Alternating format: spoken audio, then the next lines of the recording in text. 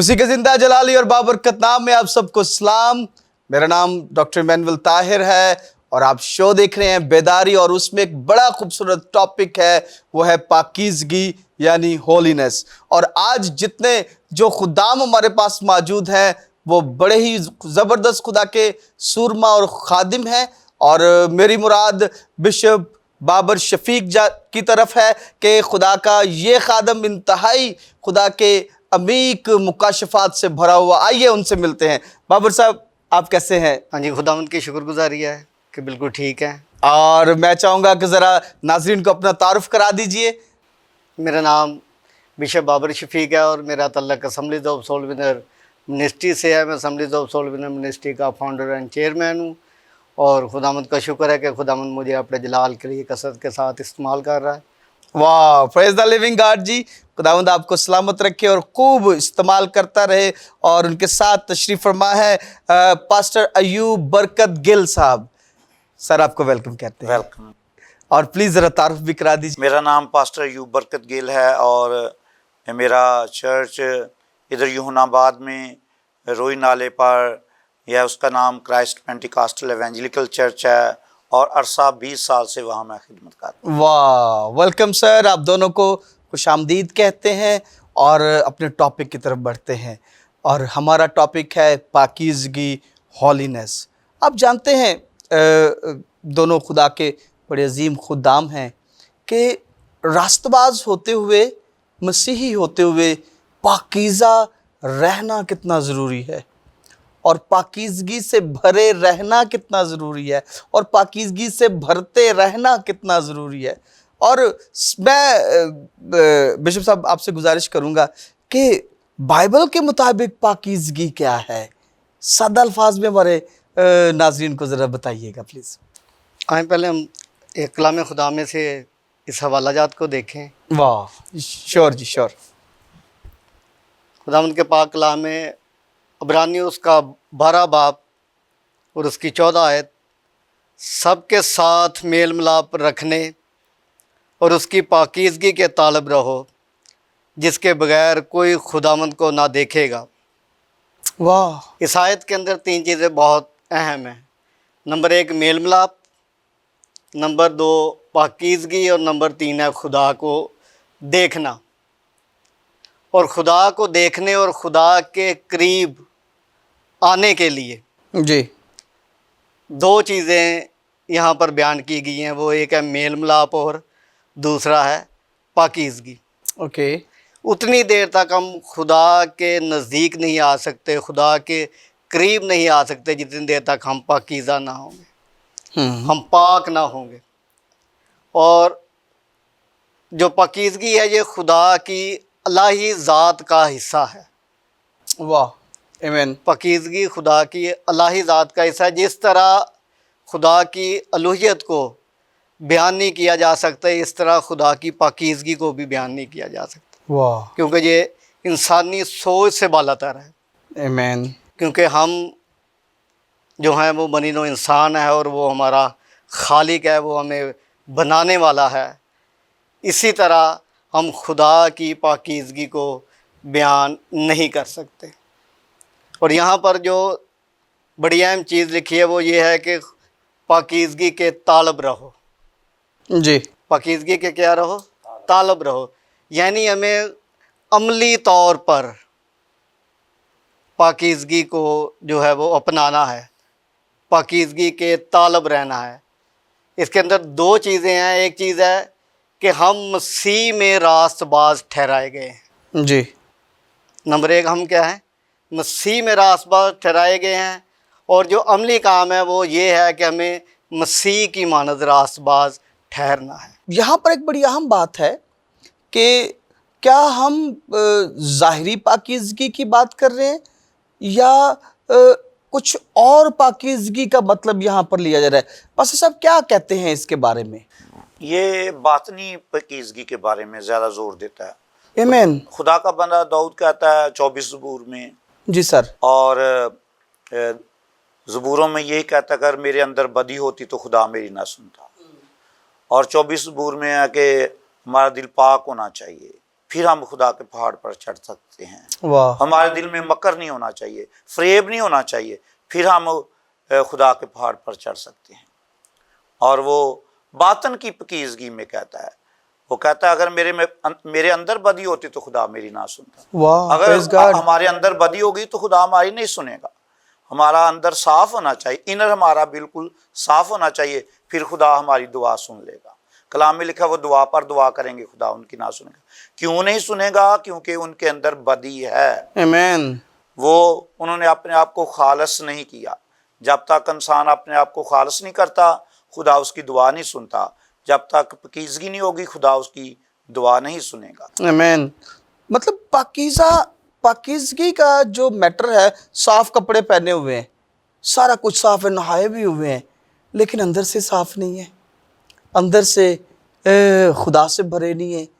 تو کیا خدا سے جو مور زیادہ پاکیزہ ہونے کے لیے ہمیں کیا صرف اپنی باہری جو حالت ہے اس پر توجہ دینی ہے, یا خدا کے ساتھ جڑنا ہے؟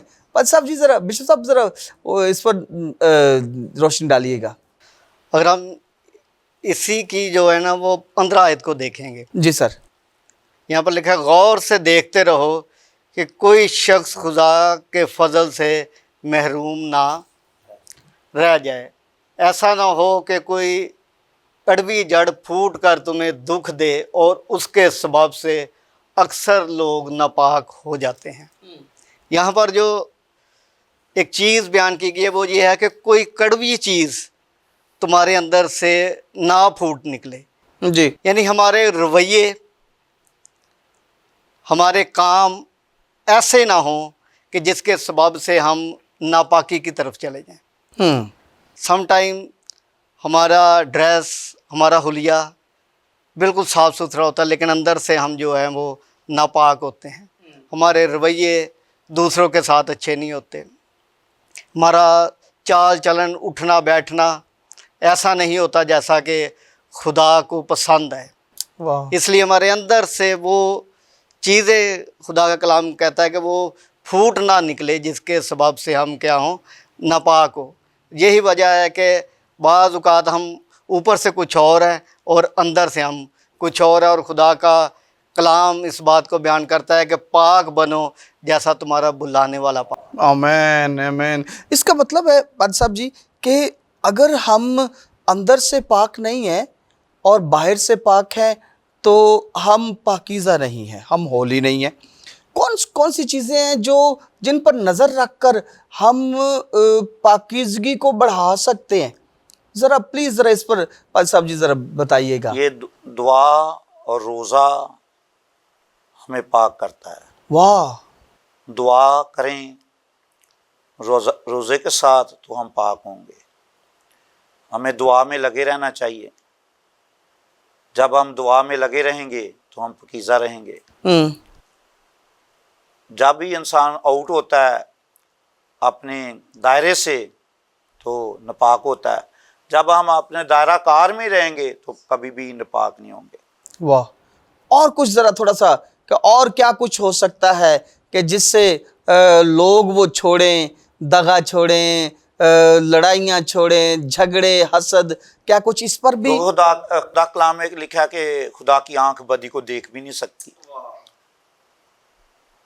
اگر ہم بدی کو رکھیں گے, ایسی ہماری حرکات ہوں گی تو ہماری پاکیزگی جاتی رہے گی. لالچ ہمیں پاکیزگی سے پیچھے لے کر جاتا ہے.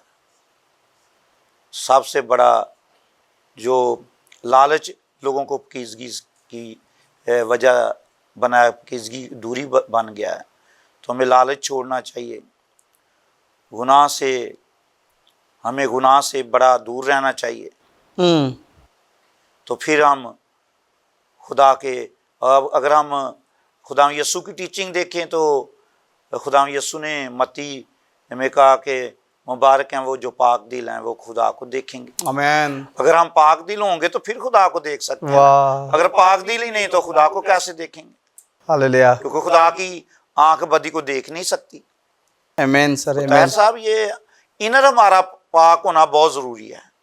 آؤٹ نہ بھی ہو, انر ہمارا پاک ہونا چاہیے. مطلب اب بہت سارے ایسے ہمارے فیسٹیولس یا کچھ ایسی بات مطلب کچھ ایسے تہوار آ جاتے ہیں جس میں لوگ اوپر والے لباس کو جو ہے وہ زیادہ توجہ کرتے ہیں اور اندر جو ہے وہ اس پر توجہ نہیں کرتے، کالا سوٹ پہن لینا یا کچھ اس طرح سے، تو کیا یہ پاکیزگی کو بڑھاتا ہے یا اس طرح سے مطلب رویے کو کرنا؟ یسوع مسیح نے پوشاک کے بارے میں بڑی تعلیم دی ہے گڈ فرائیڈے کی بات جیسے کر لیتے ہیں ہم، کہ اس نے کہا کہ تم سفیدی فری کیا ہو، قبریں ہو۔ اوپر سے لباس اچھا پہن لیتے ہو لیکن اندر تمہارے گناہ ہیں۔ آمین۔ اگر ہم اوپر سفید لباس پہنیں اور نیچے ہمارے دل میں گند ہو تو وہ پھر ہماری پاکیزگی نہیں ہے۔ آج ہم بات کر رہے ہیں پاکیزگی کیسے حاصل کرنی ہے، پاکیزگی انسان پاکیزہ کیسے ہو سکتا ہے۔ جی، خدا کے کلام کو اپنے دل میں رکھ کر، اگر خدا کا کلام دل میں ہوگا تو بندہ پاک رہے گا۔ جب خدا کا کلام سے ہم دور ہوتے ہیں تو پھر ہم ناپاک ہو جاتے ہیں۔ آمین، اس لیے خدا کا بندہ داؤد کہتا ہے تیرے کلام نے مجھے آگے پیچھے سے گھیر رکھا ہے۔ آمین، جب ہم گھرے رہیں گے تو پھر ناپاکی نہیں ہوگی، واہ، پھر پاکیزگی رہے گی۔ آمین، اس لیے خدا کا بندہ داؤد کہتا ہے 66 بول، یقیناً اس نے میری دعا کو سن لیا ہے، پھر یقیناً خدا ہماری دعا سنے گا اگر ہم پاک ہوں گے۔ کیونکہ خداوند یسوع کا جب ہم ٹیچنگ دیکھتے ہیں اس نے کہا کہ مبارک ہیں وہ جو پاک دل ہیں کہ وہ خدا کو دیکھیں گے۔ واہ، موسیٰ نے کہا کہ خداوند میں تجھے دیکھنا چاہتا ہوں، ضد کی موسیٰ نے۔ خدا نے کہا ہاں موسیٰ تو مجھے دیکھ، تو موسیٰ کا چہرہ اتنا روشن ہو گیا کہ بنی اسرائیل اس کو دیکھ نہ سکے۔